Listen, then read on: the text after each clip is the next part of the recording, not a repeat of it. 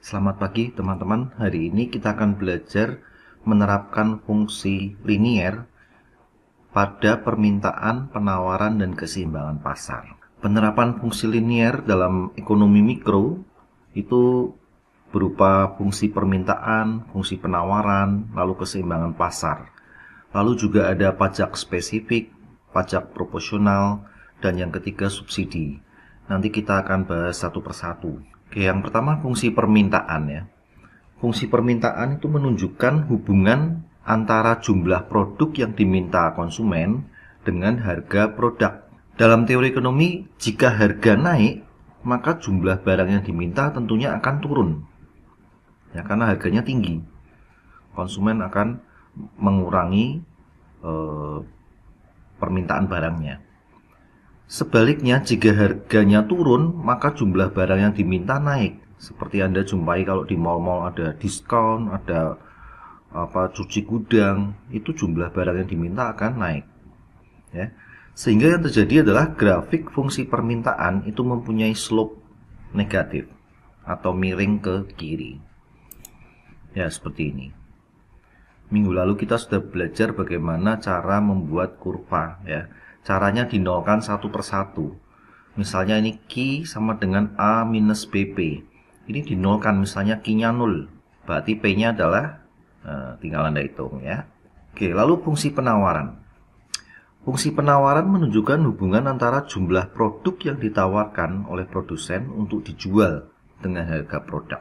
Dalam teori ekonomi, kalau harga naik, maka jumlah barang yang ditawarkan bertambah.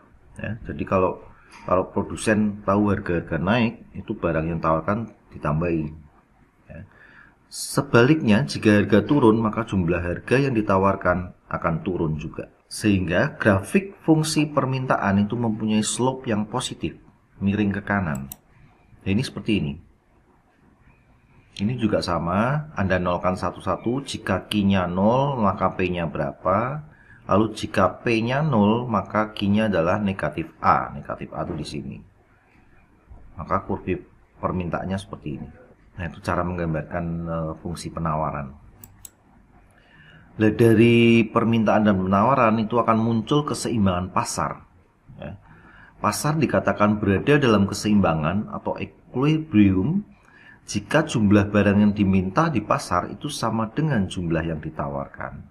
Ya, seperti di pasar, kalau orang beli barang itu biasanya nawar-nawar ya. Ya, pase piro seperti itu. Yaitu biar terjadi keseimbangan pasar. Secara matematik ditunjukkan persamaan QD sama dengan QS. Demand sama dengan supply. Ini disamakan. Ya, ini perpotongan kurva permintaan dan kurva penawaran. Pada posisi keseimbangan itu akan tercapai atau tercipta harga keseimbangan atau equilibrium price dan jumlah keseimbangan atau equilibrium quantity. Nah, ini nanti untuk menghitung keseimbangan pasar itu Anda samakan. Tadi kan QD ada rumus sendiri, QS ada rumus sendiri, atau demand ya dan supply. Itu disamakan, QD sama dengan QS, demand sama dengan supply. QD itu jumlah permintaan, Q demand ya. QS itu Q supply, jumlah penawaran. E-nya adalah titik keseimbangan ini di sini. Titik keseimbangan. PE itu harga keseimbangan ini di sini. Lihat, QE itu jumlah keseimbangan di sini. Maka ini ketemu di sini. Inilah keseimbangan pasar. Jadi dari dua grafik itu ditemukan jadi satu. Nah, ini saya beri contoh soal ya. Misalnya fungsi permintaan suatu barang itu P sama dengan 15 minus Q. Sedangkan penawarannya P sama dengan 3 plus setengah Q. Anda diminta menghitung berapa harga keseimbangan dan jumlah keseimbangan yang tercipta di pasar.